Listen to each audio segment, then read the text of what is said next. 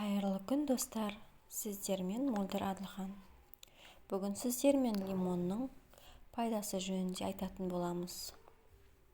Лимон бұл табиғаттың бізге берген ерекше сыйы. Лимонның өте жақсы пайдалы қасиеттері жөнінде барлығымыз білеміз.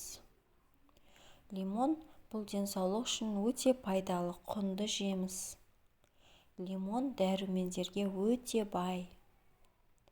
Лимонның ең танымал қасиеті бұл жұқпалы тұмау ауруларына төтеп береді. Лимон әртүрлі салаттарда, тұнбалар жасалады лимоннан, дәруменді коктейльдер жасалады және де косметологияда көп қолданылады.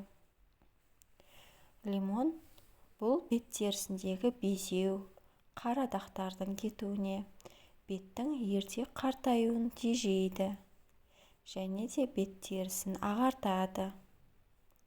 Лимон бұл метаболизмді жылдамдатады, артық салмақтан арылуға көмектеседі.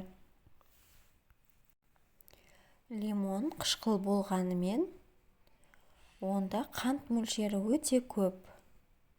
Бір тілігін таңғы шай ішкенде немесе суға салып ішсе, күні бойы адам сергек болып, мидың тынығуына әсер етеді.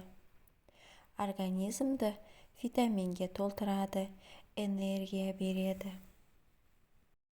Адам денсаулығына ұшан теңіз пайдасы бар екенін айтып жеткізе алмаймыз.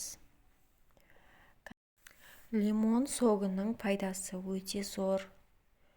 Мысалы, шашыңызды жуған соң, шаю үшін лимонның сығындысын пайдаланып суға қосып шайсаңыз, шашыңыз өте жалтырап әдемі болады.